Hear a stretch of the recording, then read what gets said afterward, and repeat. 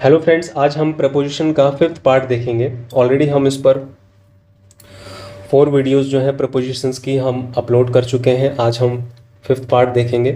तो सबसे पहले जानते हैं कि प्रपोजिशन होता क्या है। मैं आपको बताऊं तो प्रपोजिशन जो है बहुत ही कंफ्यूजिंग होता है और स्टूडेंट्स को बहुत परेशानी होती है। उन्हें समझ नहीं आता कि इन कहाँ लगाते हैं, ऑन कहाँ लगाते हैं, अपॉन कहाँ लगाते हैं, ओवर अबव, इन सब में बहुत ज़्यादा अंडर बिलो वगैरह में प्रॉब्लम होती है। तो आपको अगर इसमें प्रॉब्लम हो रही है तो आप पिछली जो चारों वीडियोज़ है वो आप उसको देख सकते हैं और अपनी कन्फ्यूज़न को दूर कर सकते हैं।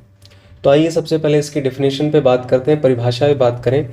तो प्रपोजिशन वह शब्द या शब्द समूह है जो किसी नाउन या प्रोनाउन के पहले प्रयोग होकर उस नाउन या प्रोनाउन का अन्य शब्दों के साथ संबंध को बताता है, यानी रिलेशन को बताता है। कहने का मतलब जो प्रपोजिशन है वो नाउन और प्रोनाउन से पहले यूज़ करते हैं।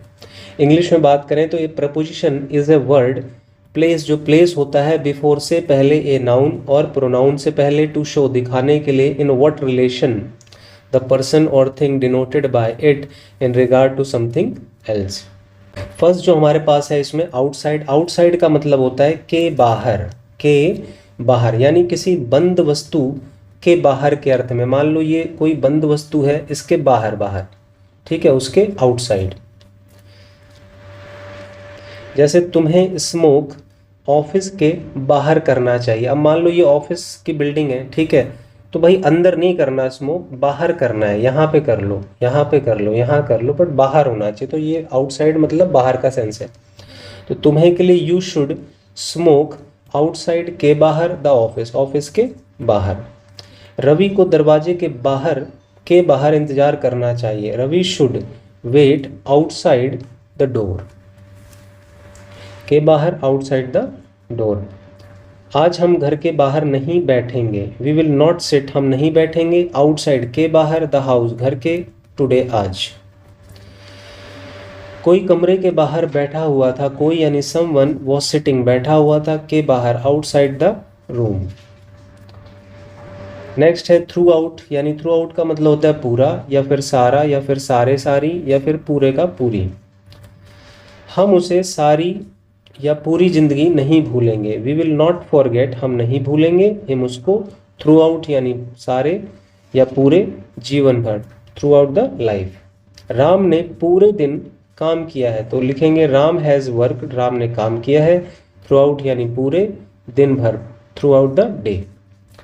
वे पूरी रात भर बातें करते थे, तो वे पूरी रात भर बातें करते थे, यानी पूरी रात, सारी रात। तो आप लिखेंगे दे टॉक्ड, वे बात करते थे, थ्रू आउट द नाइट, यानी पूरी रात भर। वह पूरे संसार भर में प्रसिद्ध हो गया। वह पूरे संसार भर में प्रसिद्ध हो गया, पूरे या सारे संसार भर में प्रसिद्ध हो गया। तो ही बिकेम, वह हो गया फेमस, प्रसिद्ध, थ्रू आउट द वर्ल्ड, पूरे संसार भर में। नेक्स्ट हमारा है सिंस। सिंस का मतलब होता है से, और इसका प्रयोग परफेक्ट टेंस और परफेक्ट कॉन्टिन्यूअस टेंस में निश्चित समय या पॉइंट ऑफ टाइम के लिए किया जाता है। सर्टेन यानी निश्चित समय के लिए यूज करते हैं। राम रविवार से, और सिंस का मतलब क्या होता है, हिंदी में से होता है। तो राम रविवार से बीमार रहा है, तो राम हैज़ बीन मतलब रहा है, इल यानी बीमार, सिंस संडे, रविवार से, ठीक है, इल यानी बीमार रहा है, सिंस संडे। मैं 7 बजे से उसके लिए इंतजार कर रहा हूँ। कब से कर रहा हूँ, 7 बजे से। से का सेंस क्या होगा, सिंस होगा, क्योंकि सिंस तब आता है जब उसके साथ समय जुड़ा होता है। तो यहाँ पे 7 बजे क्या है, एक टाइम है, तो हम यहाँ पे सिंस यूज करेंगे। आई हैव बीन वेटिंग, मैं वेट कर रहा हूँ, फॉर हिम, उसके लिए, सिंस कब से, 7 बजे से, यानी सिंस 7 o'clock। राम 5 बजे से पढ़ रहा है। राम 5 बजे से पढ़ रहा है, तो Ram has been studying since 5 AM। हमने उसे 2007 से नहीं देखा है। हमने उसे 2007 से नहीं देखा है, तो से के लिए हम क्या लिखेंगे, since. We have not seen, हमने नहीं देखा हर, उसको, सिंस 2007। अब 2007 क्या है, एक फिक्स सर्टेन टाइम है, निश्चित समय है।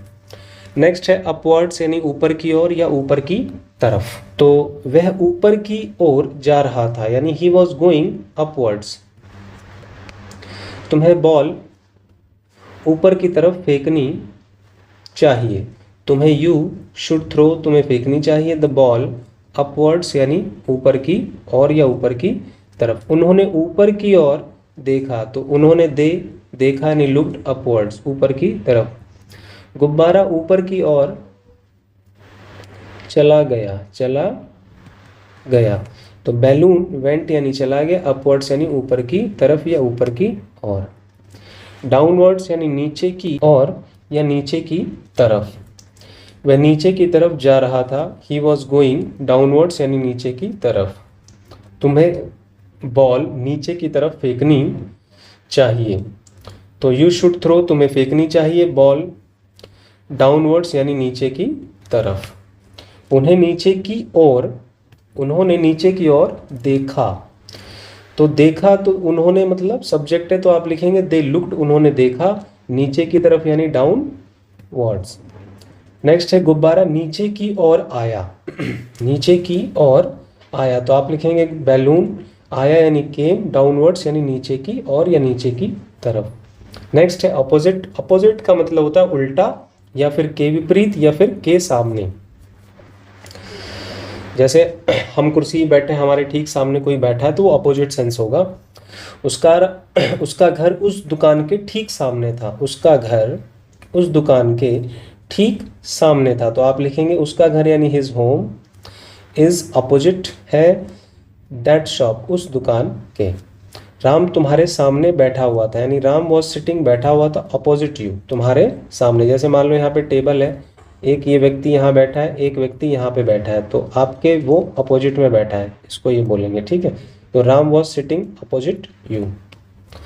उसकी सोच मेरी सोच के विपरीत है, उसकी सोच मेरी सोच के विपरीत है, तो उसकी सोच यानी हिज थिंकिंग इज अपोजिट मी। मेरा घर पोस्ट ऑफिस के विपरीत है यानी my home is opposite the post office. Next है अंडरनेथ यानी बेनेथ के नीचे या फिर छूते हुए के अर्थ में, यानी टचिंग पोजीशन रहती है इसमें। जैसे पत्र मेरी किताब के नीचे था, पत्र मेरी किताब के नीचे था। मान लो ये एक बुक है, इसके नीचे एक लेटर है, ठीक है, तो ये दबाव मतलब ये टचिंग में है ना, ये बुक है उसके नीचे है ये पत्र, तो ये कहीं ना कहीं टचिंग स्थिति है। ऐसा नहीं है कि कोई चीज़ किसी के नीचे तो यहाँ पे गैप हो गया, गैप हो जाता है तो फिर यहाँ पे अंडर आता, लेकिन ये टचिंग स्थिति है और नीचे के सेंस में है, तो हम यहाँ पे बीनत लिखेंगे। तो letter was underneath the book. Mobile तकिए के नीचे है, तो आप लिखेंगे mobile is beneath the pillow. उसका घर मेरे घर के नीचे है, his house is underneath my house. पानी के नीचे सब कुछ शांत था, देयर वॉज ऑल काम बीनत द वाटर। नेक्स्ट हमारे पास है अप टू। अप टू का मतलब होता है तक, और ये दूरी के लिए भी यूज़ होता है, संख्याओं के लिए भी यूज़ होता है। इसके अलावा समय के लिए भी प्रयोग किया जाता है। फॉर एग्जाम्पल मैं 12वीं कक्षा तक, अब 12वीं क्या है, एक संख्या है, तक पढ़ा सकता हूँ, तो आई कैन टीच मैं पढ़ा सकता हूँ, अप टू यानी तक, 12th क्लास तक। मैं दिल्ली तक गया, आई वेंट मैं गया अप टू दिल्ली। वह 6 किलोमीटर तक दौड़ा, 6 किलोमीटर यहाँ पे संख्या से मतलब है, तो इसलिए हम अगर यहीं पे टाइम होता तो टाइम के लिए तक के सेंस में हम टिल लगाते हैं, पर यहाँ पे संख्या है तो हम अप टू यूज़ करेंगे। ही रैन वो दौड़ा, अप टू यानी तक, 6 किलोमीटर यानी 6 किलोमीटर्स तक वो उसने दौड़ लगाई है, वो दौड़ा। यह तुम पर निर्भर करता है, तो आप इसको लिख सकते हैं it is up to you, up to you. फिर नेक्स्ट है वाया के जरिए या फिर से या फिर के होते हुए।